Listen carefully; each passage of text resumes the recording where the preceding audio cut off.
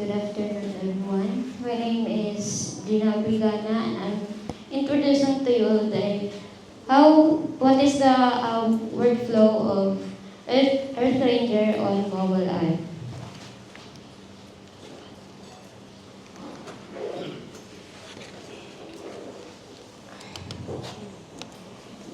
So, what is Earth Ranger? A designed mobile is a designed mobile to assess the wildlife and ecosystem monitoring na makikita natin sa Play Store at may download natin sa ating mobile app. What will cover the setup and plugins, the map interface, real-time tracking, data collection, patrols, subject monitoring, settings, and profiles. So, what Earth Rangers enable? The real-time tracking. It is used the continuous monitoring without delaying. Pwede rin natin ito magamit kahit offline siya kasi nag-automatic naman siyang nag-save and nag-automatic din siyang nag-upload sa file pag nag-online ulit.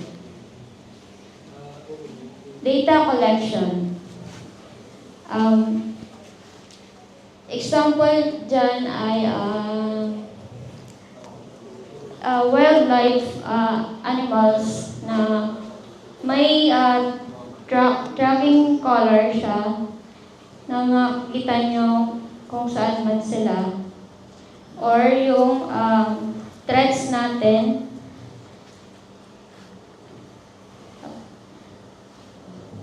recording patrol data.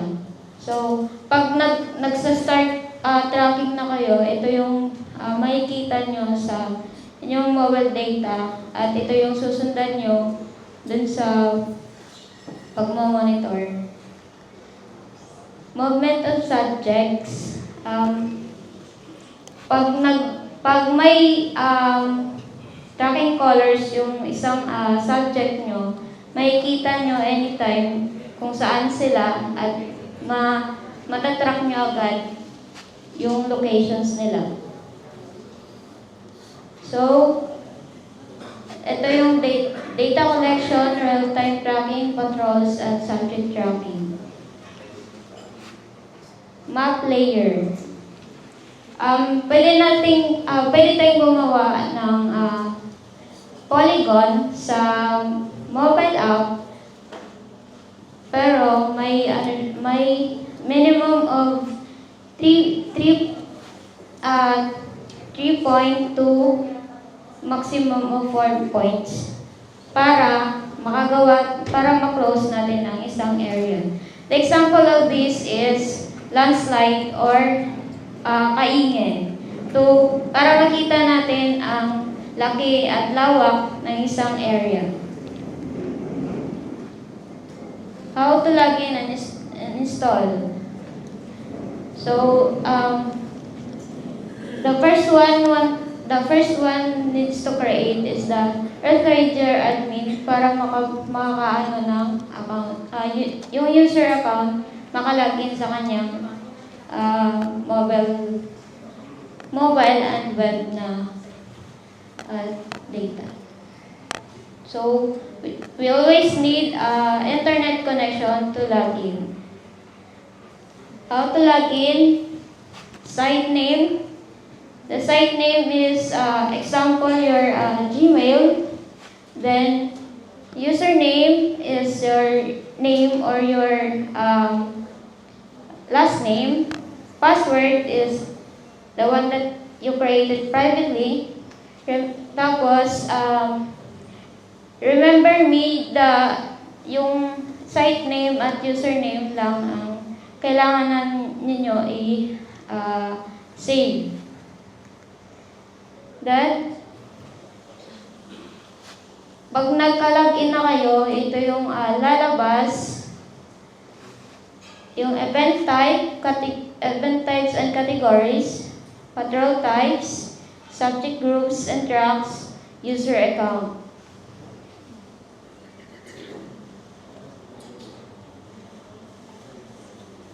Once synced, all the above is available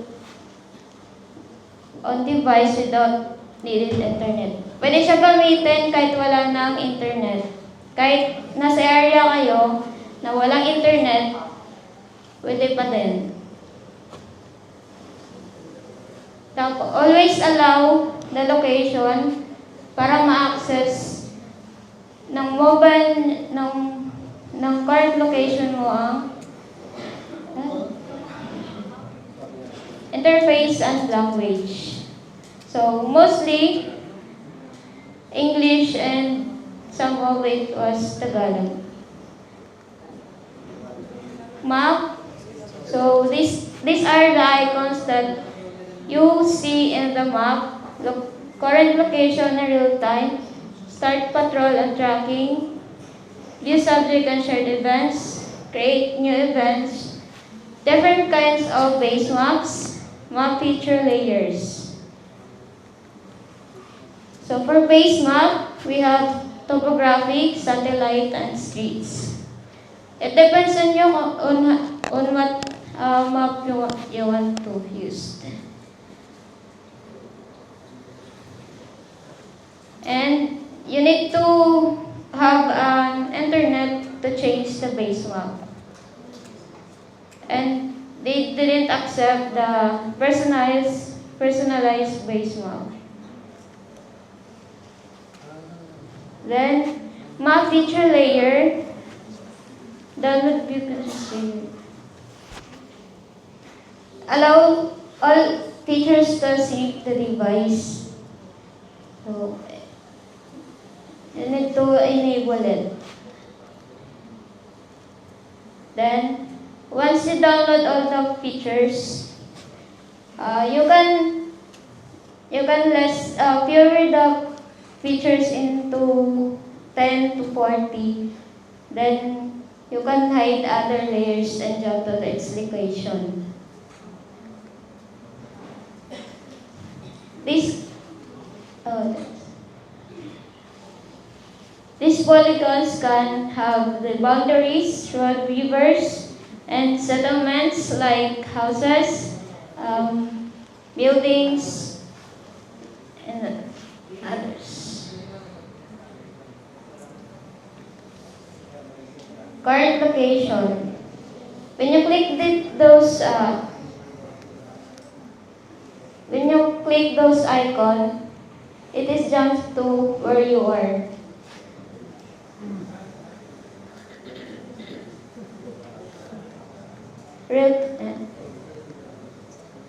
Start tracking. When you click the start tracking, you can automatically captures the device of GPS of your position. Then, this is ito yung makikita nyo pag nagsa-start tracking na kayo. Yan. Pwede nyo siyang gamitin offline kasi nag-automatic naman siya nag-save if it is back online. Then, ito po yung live tracking from mobile to web.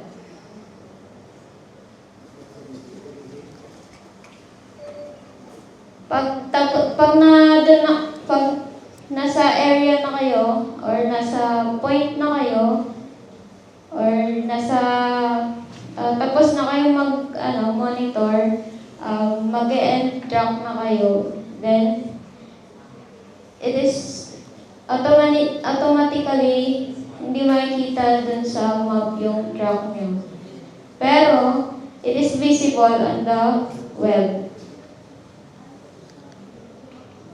This is the three base map, topography, satellite, and streets.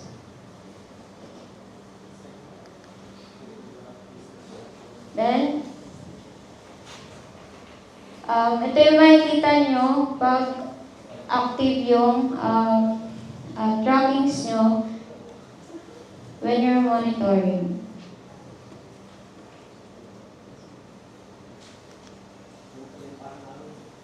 Okay.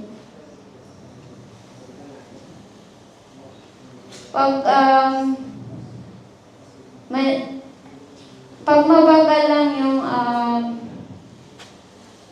lakad nyo, mas maraming details ang nakikita nyo sa map. And pagka mabilis naman, yung parang arrow na green na yan ay konti lang.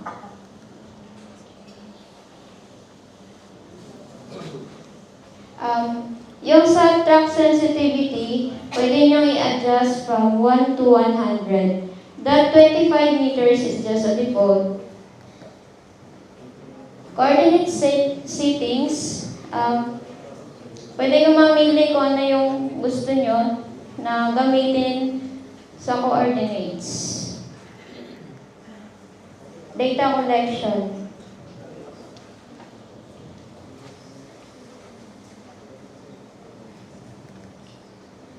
So, create an event. Itong icon na to, kailangan yung i-click or punta kayo sa event or dun sa map, ilang press nyo, tapos pupunta kayo sa events at magawa kayo ng new events. Create new events. Then, events category. Ito yung mga categories na like monitoring and logistics na naka-display na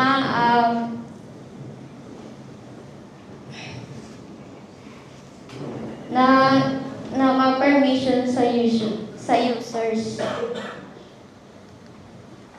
Then, if naka-off yung merge event categories, ganyan na yung makikita nyo, monitoring logistic. Pag kinlik nyo monitoring, yung lalabas ay yung name ng monitoring pa din. Pero, pag inon nyo naman, ito yung lalabas. Kunyari, invasive species. Pag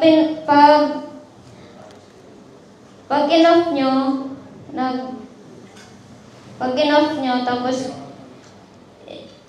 kinlik nyo yung ecology, ecology lang lalabas, pero pag in-on nyo, i-click nyo ecology, tapos dun sa ecology, yung yung laman na ecology ang makikita nyo.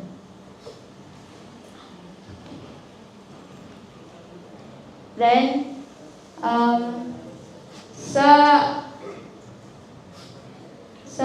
colors naman, hindi natin mababago sa mobile app, pero yung Earth Ranger admin can priority and can be changed based on the priority that we need.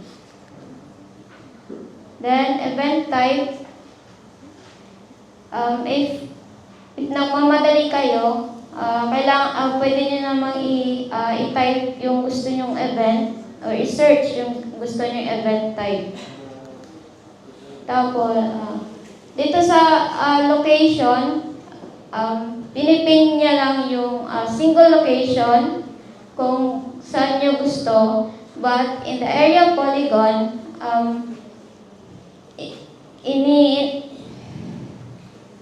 inano niya yung first point mo para makita mo yung area na saan ka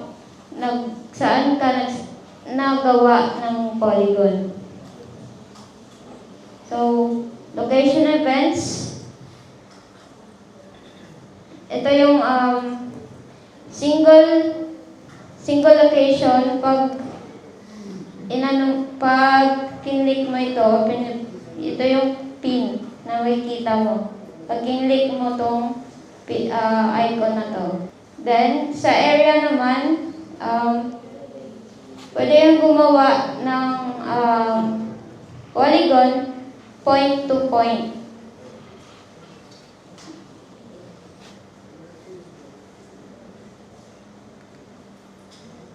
So, the area is created from a series of connected points that form a closed shape.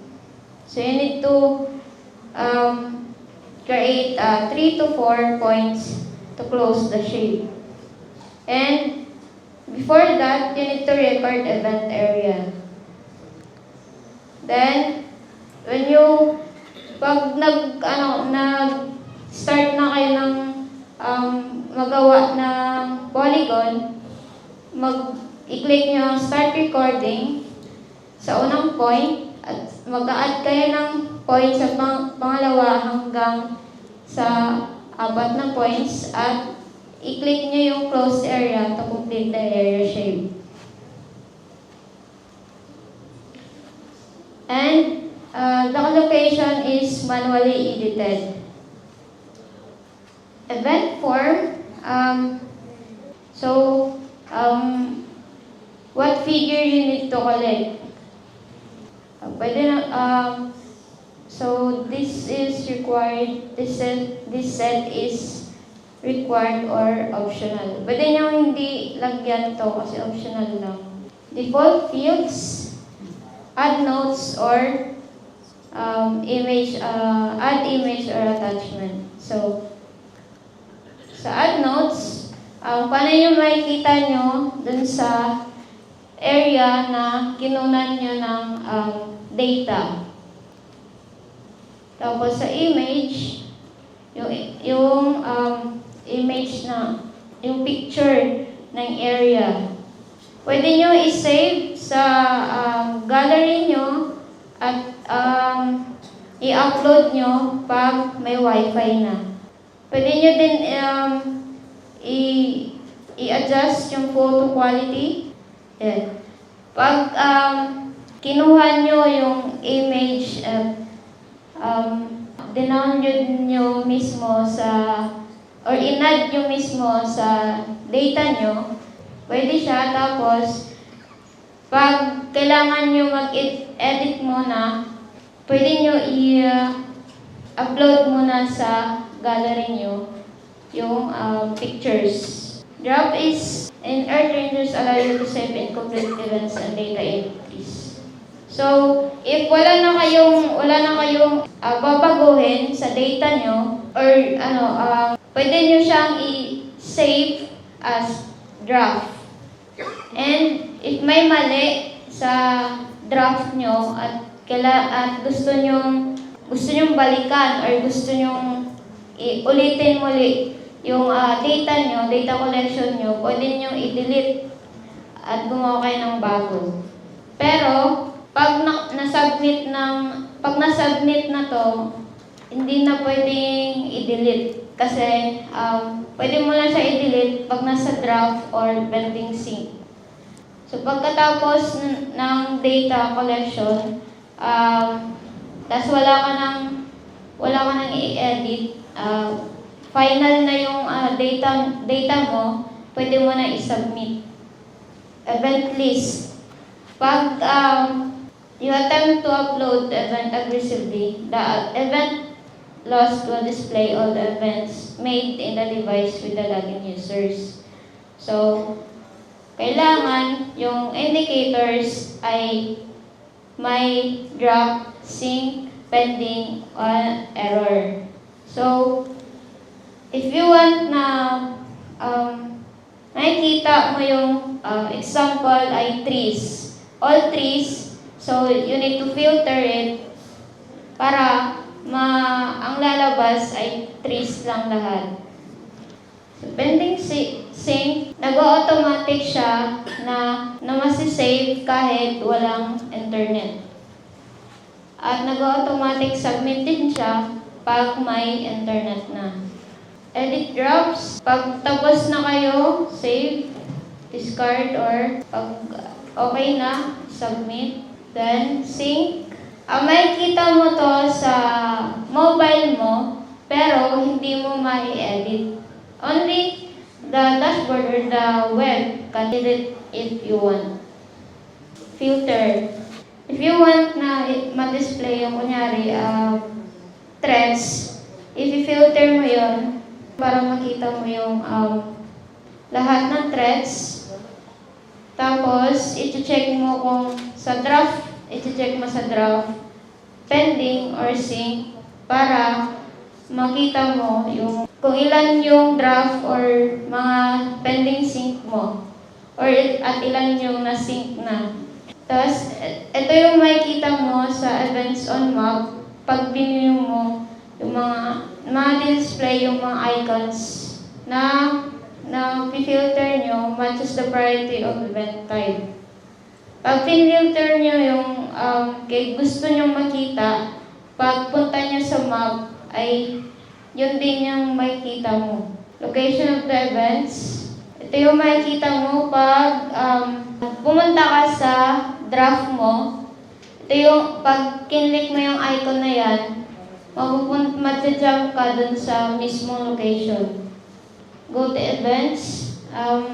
Pag kinlik mo ang isang icon, kunyari trees or threads, kinlik mo yung isang icon, makikita mo ito, tapos mag-go to ka, tapos makikita mo to. Itong straight line na yan, tapos yan yung susundan mo kung pupuntahan mo ulit yung threads na yan. Then, shared events. The active users have permission to view or visible the events. Then, ito po yung lahat ng sa Earth Ranger mobile platform. Shared option at shared event option in. So, pag in-off mo yung shared events, hindi makita sa web yung mga data na kinolect mo. Pero pag in-on mo, yung mga data na from 1 to 9, yung range niya ay from 1 to 99 days, ay makikita sa web mismo yung mga data na na-collect mo. Nasisync sa web ang mga data na galing sa mobile app. Record patrol data. So, structured patrol loggings. Start patrol, capture track, route, add events, and sync. So, patrol view. If active, shows any currently running patrol with its patrol type, live duration, and start time. When no patrol is running, a start patrol button appears here. So if the subject was active, makikita mo sa map mo kung yung locations niya. Tracks shows the current track sync status, how many track points are pending sync, and the last sync to Earth Ranger web current. Then done, list complete patrols with their patrol types and assign patrol numbers, sync status, and sync type stuff. Tapos pag nag-start patrol ka, i-click mo lang tong patrol at automatically active na siya. Pero pag in-off mo yan, hindi siya mawawala siya. Tapos, patrol types are customizable labels that define the purpose of a patrol, including routine, monitoring, and wildlife observation. Kunyari, kinlik mo yung routine patrol, makikita mo itong. So, makikita mo yung location, sino ang nagtatrack, tapos pangalan ng patrol title. Kunyari, landslide. Patrol info, i-enable mo lang yung patrol info para makikita yung event type. Tapos, patrol details view. Ayan. Pag click mo isang icon na yan, makikita mo sa baba yung start location nila, ilang kilometers, ilang days, yung duration ng pagsa-start ng patrol nila. Ending patrol. The patrol is needed. The tracks are no longer visible on the map. Tracks can be seen again when viewing on the web. So again, pag nag-e-end na yung tracking mo, hindi mo na makikita sa mobile app, pero makikita mo sa web. Then, tracking, nare-record lang nila yung location ng tracks. Pero sa pagpapatrol, nare-record nila yung locations, track points, yung data, events and datas, patrol types, the time, start and the end, distance and duration. Subjects. Subject is the real world entity being tracked and represented in the system. So, for example, the subject is Garmin is satellite. Then animal color, yung pagtatrack mo sa mga wildlife, different kinds of vehicle transportation, and the Earth Ranger mobile users. So, subjects. Sa subjects mo, may monitoring, ecology, yan. Tapos pag binyo mo, makikita mo yung laman. Kunyari vehicles, one subjects. Pag in-open mo, sa loob ng vehicles, ano yung subjects niya. So, kunyari, si Gabrielismo. Tapos may ano siya, patrol boat, patrol boat. Subject group. Makikita mo to sa left side ng mobile mo. Tapos, name and subjects. Yung pinakaunang vehicles. Tapos, pag kinlik mo yung arrow, mapupunta ka dun sa subject ng under vehicles. Ayan. Kunyari, yung subjects mo ay MSBCB. Kunyari, MSBCP, kinlik mo yung MSBCP, ito yung lalabas. Mga names ng patrollers or yung mga subjects under MSBCP. Pag in-off mo, ay yung icon pag in-off mo, hindi ma-display yung subject na gusto mo. Tapos pag kinlik mo ang yung icon na yan, magja-jump siya sa pinaka-current location. Tapos pag zoom mo, ito yung makikita nyo sa mobile app nyo. Kung kunyari sa isang area may 4, so pag zoom out mo, yan ang makikita mo. Pero pag zoom in mo naman ay naka-cluster siya, ay nakahiwalay siya sa isang area. And pag kinlik mo ang isa sa nakikita mo, pag zoom in mo at kinlik mo ang isa sa mga kunyari nasa 2 or yung threads, ito ang lalabas kung gaano siya kalayo at yung location niya makikita din at yung kung ano man yung nilagay mo sa title niya. If the subject has tracked in the last 3 days, the subject tracks will display. So, makikita mo pa rin siya kahit 3 days na yung tracks niya. makikita mo pa rin siya sa mobile app mo. Tapos, pag zoom mo naman yung icon, yan yung parang makikita mo sa pag zoom in mo. Tapos, ito yung date and location ng subject. Navigate as the profiles in the direction of the subject selected. So, i-click mo yung go to para makita mo yung tracks na isang subject na siniselect mo.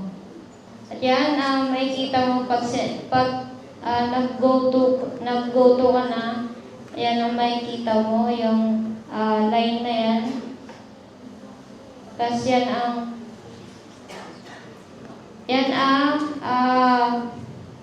susundan. Using settings, configure how many days of subject data you want the AirTrain mobile app to display the sync of the event list amount. So subject and device, you need to do a manual sync. 90 days is the naka-default siya, pero pwede siyang baguhin. So, ito yung pagsisync, manual sync from mobile to web or dashboard. So, purpose, upload your file field data for automatic. Then, if manually, download platform configuration, includes events, patrol, and tracks. Yeah.